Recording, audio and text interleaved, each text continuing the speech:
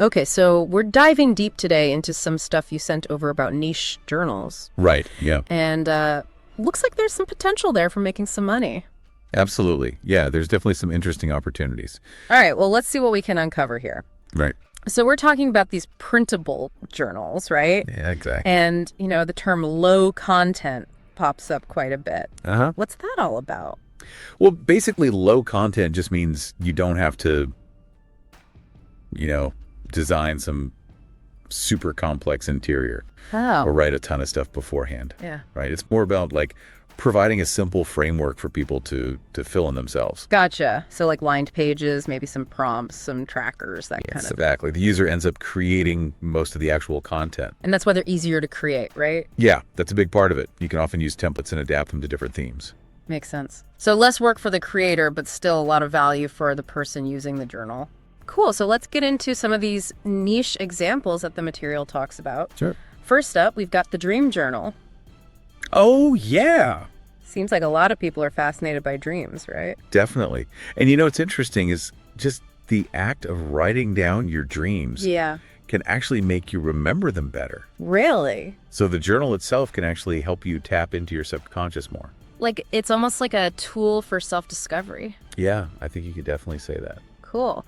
Okay, so from dreams, let's move to something a bit more intentional, the prayer journal. Mm-hmm. The source mentions these are becoming more and more popular. Yeah, and I think it makes sense, right? Yeah. People are looking for ways to connect with something bigger than themselves. Yeah, that makes sense. And a prayer journal can provide a structure for that, a place to reflect on things, to express gratitude. It's like a dedicated space for your spiritual practice. Exactly. And for a lot of people, that can be really helpful, especially in dealing with tough times or just trying to stay positive. Okay, now this next one really stood out to me, the anxiety journal. Right.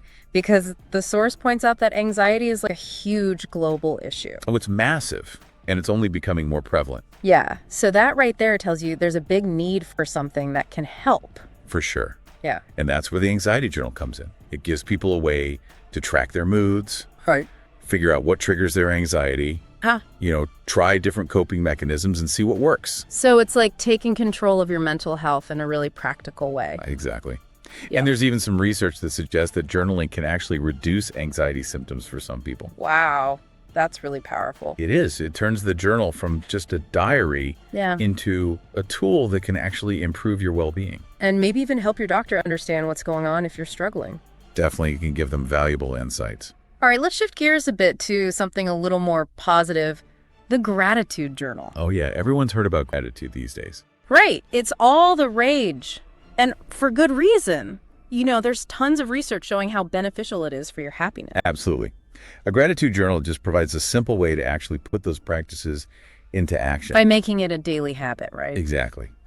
Sit down, think about things you're grateful for, write them down. Yeah, just reminding yourself of the good stuff. And studies have shown that can actually lead to increased happiness and less depression. That's amazing. Yeah. Okay, next up, we've got the spending journal. Oh yeah, this one's all about practicality. Yeah, because who doesn't want to manage their money better? Seriously. Right? Everyone's always trying to save more or figure out where their money's going. And this can really help with that. It can. You track your daily expenses weekly, monthly, Okay. set some financial goals right there in the journal. So you're basically taking a really close look at your spending habits. Exactly. And that awareness alone can make a huge difference. Makes sense. All right, last but not least, the bucket list journal. Ah, yes. The big dreams. This is all about aiming high, right? It is. It's about identifying those things you really want to do in life. And then actually making a plan to achieve them. Exactly.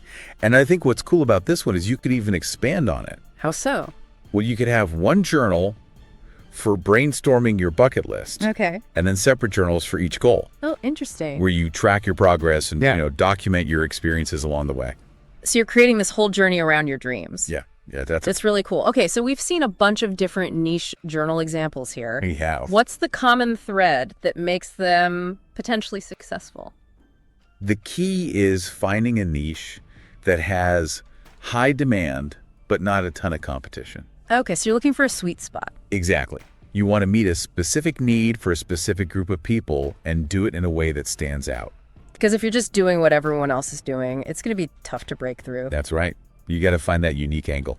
And the source actually mentions a resource called Easy AI Niche Journals Uh-huh. that offers pre-made prompts and templates to help people get started. Yeah, sounds like a good way to lower the barrier to entry. And there's also a free guide on selling digital products. Oh, that's helpful. So they're really trying to give people the tools they need to succeed. They are. All right, so to wrap things up, it seems like these niche journals can be a pretty viable way to make some income. Definitely, especially if you approach it strategically. By focusing on specific needs, offering targeted solutions. Exactly. You got to know your audience and give them something truly valuable. And we've seen some really diverse examples today, from journals that support mental well-being Right. to ones that encourage personal growth Mm-hmm. or help people manage their money.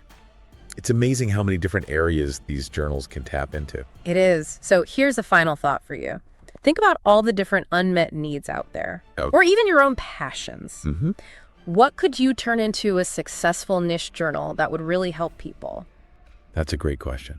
What unique perspective do you bring to the table that could make a difference in a specific area? I'll have to give that some thought. Yeah, definitely something to ponder.